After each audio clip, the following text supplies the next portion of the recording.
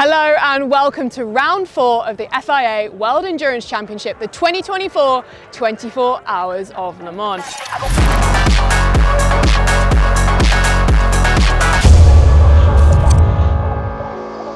My name's Alexa Rendell and I'm joined by our WEC expert Sam Smith to bring you the race preview brought to you by Le Mans Ultimate, the official game of the FIA World Endurance Championship. And this is it. This is the big one. This is the one they all want to win. You win here at Le Mans and you write your name into the history books and no one can ever take that away. And not to mention, this is the highest point scoring opportunity out of the entire season, so it could be championship defining. Sam, I've set it all up to be great and big and huge, but what is the history of this place? Why do people want to win here? What makes it so special? Well, it's the jewel in the crown. Simply, it is just the biggest sports car race every year. We saw it last year that the competition now, it's a genuine golden period of sports car racing. You know, we've got a massive amount of manufacturer interest. We've got hypercars that absolutely thrill the crowds. We've got LMGT3 coming in this year as well, and the return of LMP2 to the WEC as well. So there is so many threads of stories throughout the whole grid. I expect this to be an absolutely vintage year for Le Mans.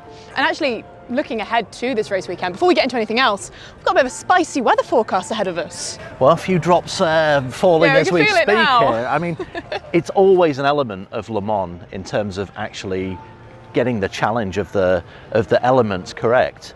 But as well, it's a good leveler. So, you know, you tend to get a hierarchy, and we'll go into some of the favourites that we think are going to be part and parcel of this Le Mans this year. But actually, we saw last year how thrilling the elements can make the races with multiple winners, multiple potential winners and multiple leaders during the race. I think what we're going to see this year is, as close as it is going to be a lot with these guys here in the pits, because making time in the pits is going to be a crucial element of getting a result here this year. And actually, I want to bring something else up that we're surrounded by. We've got some huge manufacturer names joining us this weekend. We've got some huge driver names joining us this weekend.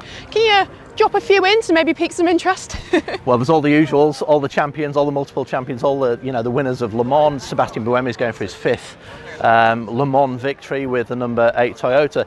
But as well, you've got some of the great drivers from IndyCar and from the US. You've got Scott Dixon, needs no introduction, a legend of IndyCar racing. But then you've got some new talent as well, a double champion in Alex Paulo, and then you've also got Norbert Siegel, a rookie, and you've got Kiffin Simpson as well, a young talent coming in to the championship. And then you've got ex-F1 drivers who are well known to all the fans here, such as Romain Grosjean racing for Lamborghini. So when you look at the quality, the strength in depth throughout the entry list, it's there is a good case to say this is the best talented group of drivers you'll see on Earth this year, I think.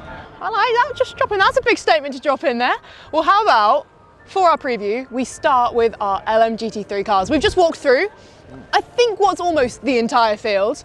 For me, my interest is piqued absolutely by the Manthey Porsches. The 91 and the 92, both taking a win this season.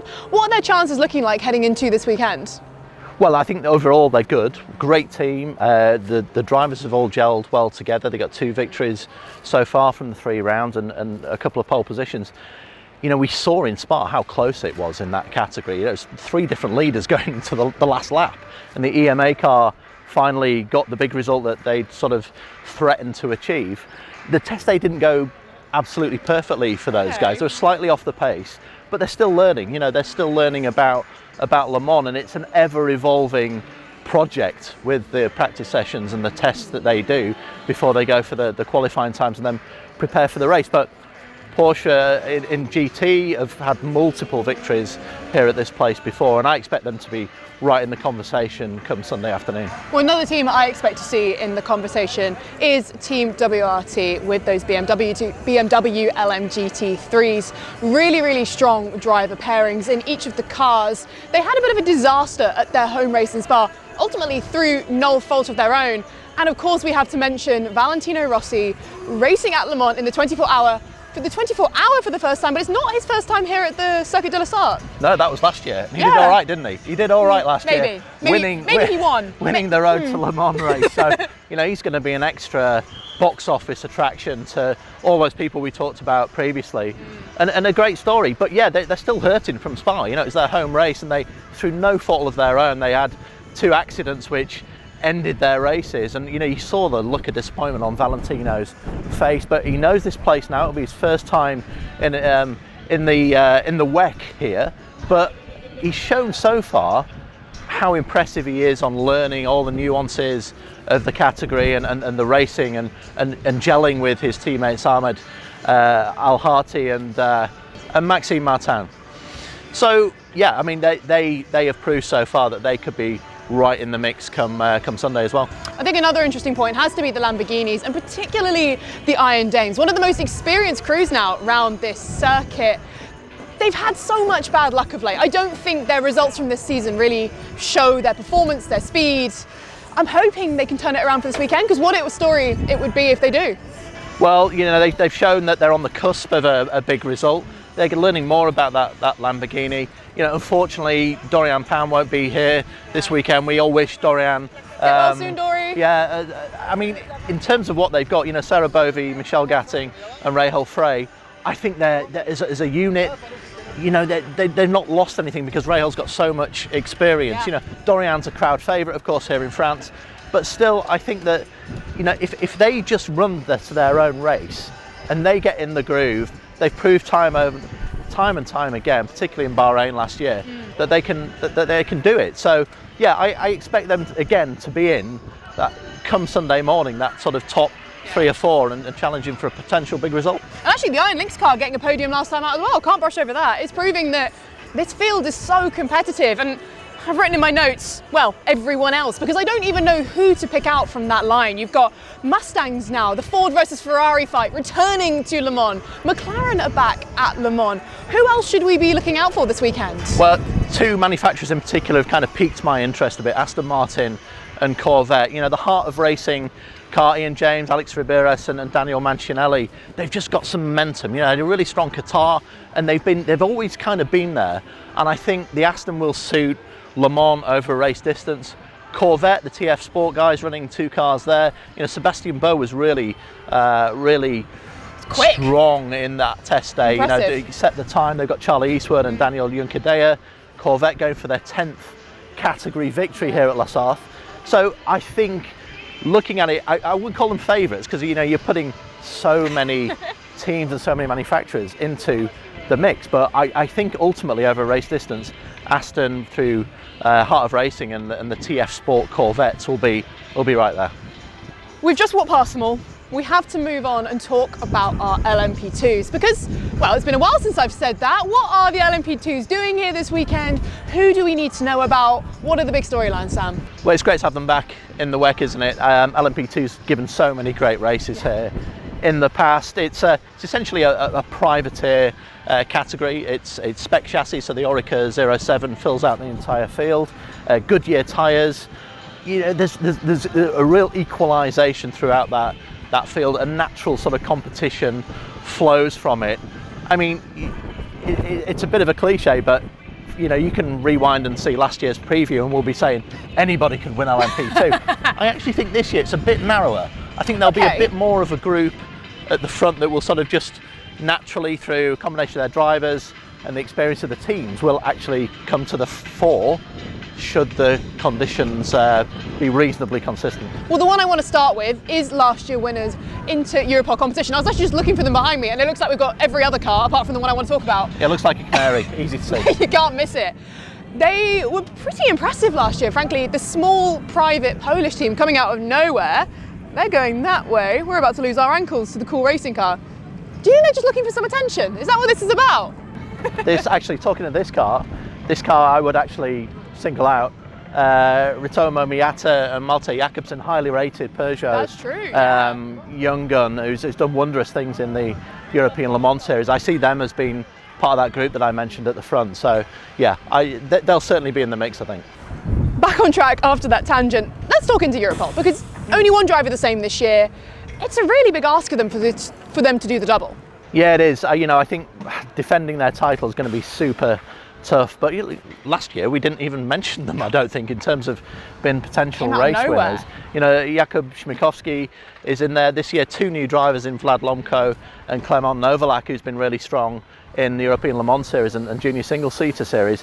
I think it's a stretch to say that they could do the double, but you know, who knows? You know, they've been quick again in European Le Mans Series, so, and they've got all that great data from last year. But I tell you what, you won't get the storyline and the thread and the absolute spectacular lineage of their win last year when Fabio Scherer broke his foot and then lost his radio in the last few hours.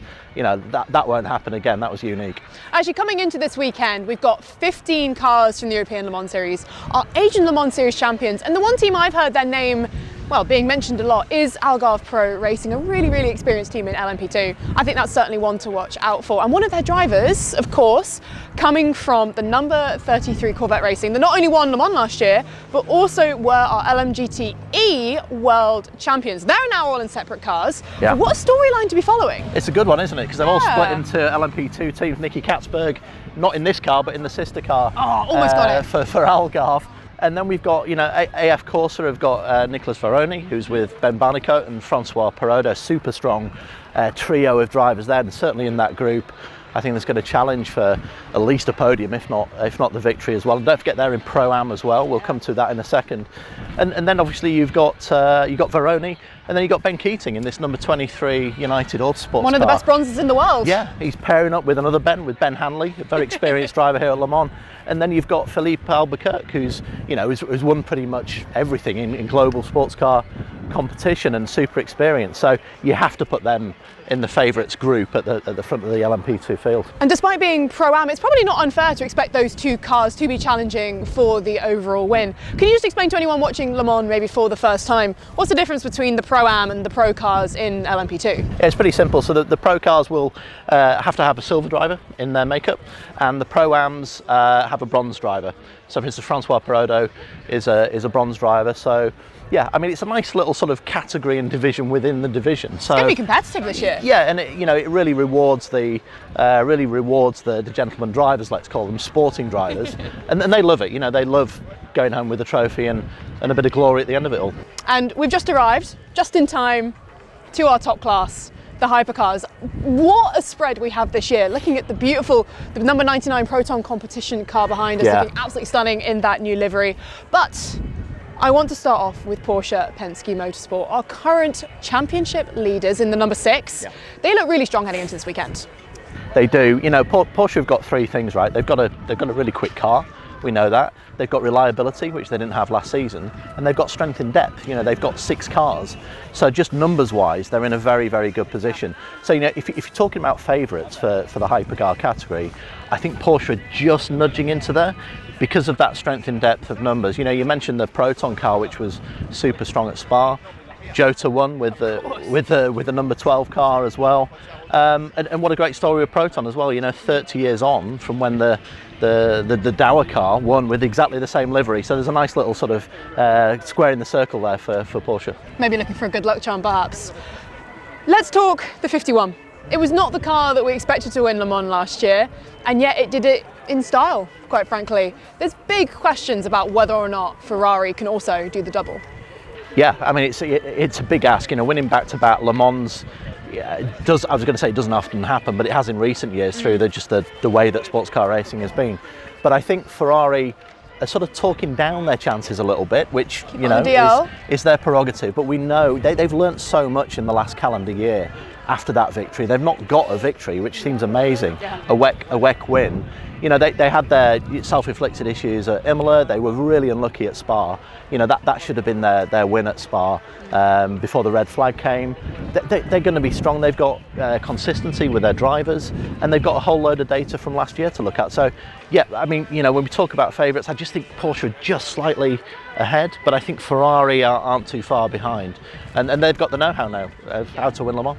Speaking of a team with the know-how, I want to just move down ever so slightly, because the number 7 Toyota is perhaps the one that's been talked about the most heading into this weekend, but not necessarily for all the right reasons, with a big story of Mike Conway not competing in this year's 24 Hours. Yeah, really sad to see Mike not part of this. You know, it's been over a decade since he's been at Le Mans. He won in 2021 with Kobayashi and Pachito as well. Pachito, Jose Maria Lopez, to use his proper name, is you know, he's the plug-in and play driver, isn't he? You know, if you're going to get somebody in at the last minute, then after Mike's cycling accident, it's just they had to find someone so fast. Yeah, really. So you know, I've done ribs before on my bike, probably not the speed that Mike was going, but I think that was just unfortunate, the timing of it. You know, ribs take a long time to heal, but you know, again, get well, Mike. You know, we want you back soon. I'm sure he'll be back for Interlagos, hopefully. But yeah, Lopez, a great plug-in and play sub-driver there. And Toyota, with their experience, you can't be ruling them out heading into this weekend. The number 7 and, of course, the number 8. Yeah, I mean, you know, Toyota have got the resourcefulness, they've got the know-how. You know, they won 5 Le Mans on the trot. For a reason. You can't argue with that. I mean, you know, they know how to get things done. Buemi's going for his 5th victory. Brendan Hartley's going for his what would be his 4th as well. Great experience, great know-how, and yeah, okay, they've not been there really, apart from the Imola win, which was down to sort of strategy and guile. But I think, you know, if they get a sniff of an opportunity, they're going to be pretty clinical and get straight in there. Let's talk about our French cars. I can see the French flag on the Peugeot here, and of course our newcomer, the Alpine A424. It was this race last year where it felt like Peugeot kind of found their stride and led the race for the first time. I'm excited to see if one of these two cars could perhaps do the same heading into this year. Yeah, it's an interesting one. You know, these 3 cars here, you know, Peugeot have, you know, I think Jean-Luc Verne said it himself, they're the underdogs. They're on home turf, bit of pressure because it's France. You know, they've won here before in 92 and 93. They've a little while ago then. Pedigree. and it hasn't quite happened for them in the WEC in the last sort of 2 years now almost. And I think, in terms of surprises, those 3 there, I think out of the 3, I tend to feel that BMW could be the ones to bring a surprise. Don't forget that's the same chassis, the Dallara chassis that Cadillac used, and we saw how quick Cadillac were last year and got that fantastic 3rd position. So, but equally, Peugeot could spring a surprise, especially in qualifying. I think they weren't that quick in the test day, but I don't think they've just showed their hand yet, and they've got kind of favourable conditions to do that as well. Alpine, I think, you know, they've got much better. You know, it's a learning curve. They're staying humble, but you've got the feeling that they're sort of on the cusp of doing a big result, and where better to do it than on home turf. And you know, there'll be whole grandstands that will be Le Bleu this weekend as they go for it on home turf. And the return of Ferdinand Habsburg. Yeah, nice to see as well. You know, we've lost Dorian Pan and we've lost Mike Conway sadly, but great to see Ferdy back. And you know, he's done a test recently. He seems to be in pretty good fitness. So yeah, be great to see him do a full race distance and get a result here. And you mentioned BMW very briefly there. I'm looking at my notes. They're the team that I've written down. It feels like they're due a podium. Again, we've got to talk about Lamborghini. If the weather plays out the way we think it could, they've tested a lot in the wet. Cadillac got a podium here last year. Isotta, the underdog team, they'd love to pull out a good result. Who else should we be looking at in this weekend? It's just such great variety and sort of diversification, isn't there, on the grid? You know, there's something for everybody to cheer on. Yeah. I think, you know, when you look at Lamborghini, again, great pedigree in racing. It's such a new project, though. I think if they got a finish, it would be a result of it all their own. You know, they've got a real stellar lineup. You know, you've got Romain Grosjean, who's going to be a crowd favourite here. Oh, of course. You've got super quick guys like Mirko Bortolotti, Daniel Kvyat is in there as well. Matteo Cairoli was really good in GT racing for many years. So they've got a super strong squad. I just think it's a year too soon for them. You know, come 12 months time, I think they could kick on and do something. Isotta Fraschini, you know, great historic manufacturer. You know, they've plugged away. It hasn't been easy. They've had incidents in the race, but they've got some good data. And actually, in the test day, they did a reasonable job. So again, nice bit of diversity in the whole hypercar ranks, and they're all hybrids. First time ever in WEC that they're all hybrid cars. You know, there's no non-hybrid car, so you know, nice sustainability message there for the championship. And we do have to mention the Cadillacs, of course. I think Pippo Derani is particularly one driver I'm quite interested in with how good a season he's had so far. Yeah, one of the most decorated sports car drivers there is globally. You know, he's won so much. He's won 4 Sebrings, he's won Daytonas, he's won Petit Le Mans. He's here with the Whelen, the Action Express Whelen Cadillac, Jack Aitken. In that car, and Felipe Drugovich, you know, recent F2 champion and F1 test driver. So yeah, great squad there. What they don't have is the mileage and the, you know, they were here last year, but of course they had that incident on the first lap. You know, I think Jack will be chomping at the bit to get back. You know, it was something that could happen to anyone at the end of the day with those conditions. But yeah, I think they could have a really good running, and I think they'll be looking at a strong top 10 finish. Right. Your favourite time of the show, Sam? Oh no. Predictions. Beautiful field of cars behind us. What driver's going to be on the old top step come the end of the weekend? Well, you know, as aforementioned, I think Porsche are the favourites, and I've just got a feeling, you know, 9 years ago, Nick Tandy came to his first Le Mans, and he won it with Porsche, with the 919 LMP1 hybrid. And you know, he's in that team with Felipe Nasser, Matteo Jaminet. You know, they're not at the forefront at the minute. They're not in the limelight because you've got the championship leaders, Andre Lotterer, Kevin Estre and Laurens Vanthoor. And then you've got the Cota guys who are on the back of a success at Spa. I've just got a feeling about that American, let's call them American, the Penske, the IMSA entered car. And I think they could, you know, Nick could reprise what those heroics that he did last time. I mean, we've talked about what it takes to win Le Mans, a lot in the pits, a lot about the conditions. But even if it's dry, getting those tyres, particularly the soft compound tyres of the Michelins, getting the best out of them. You know, Porsche have learnt so much about that through hard work. You know, not played any of their technical jokers. They can get stuck into it. And I just see them being ever so slightly the favourites. And then Ferrari, a battle between Ferrari and Porsche. But if there is some conditions and there is a bit of incident, let's say, and there always is at Le Mans, then certainly Toyota can capitalise. And even then, you know, Cadillac and BMW could be reasonably close as well. Do you want to drop a quick one in for LMP2 and GT3? LMP2, I think I'm going to go with the AF Corsa car. Ooh, I think a nice story with Nicholas Ferroni. Ben Barnicoat's on fire at the minute. He's deserves a big win. Yeah, he's been racing in Japan in Super Formula, and obviously Francois Perraudot, who, you know, is a known quantity here as well. I'm going to go for them. And in LMGT3, I'm going to go for Corvette getting their 10th win, their 10th category win. Ooh. Yeah. Ooh. I hadn't thought about that deeply. I'll go for the Charlie Eastwood car. I like it. Because Charlie Eastwood, I just felt, you know, he sort of galvanises that team, and he's got a lot of experience, and I just see that TF could get, you know, he got a great record here. I think that they could get another victory, back-to-back victories, albeit with a different manufacturer. See how they get on. Thank you so much, Sam. Pleasure. Right, we've had our predictions, we've had our say. We have plenty of on-track action coming up for you this week. You're going to be able to watch all of it. Go to the FIA WEC app, or now the 24 Hours of Le Mans app. You can watch it on both. We'll bring you all of the updates across our social media. This is the one you do not want to miss. This is the big one. See how we go?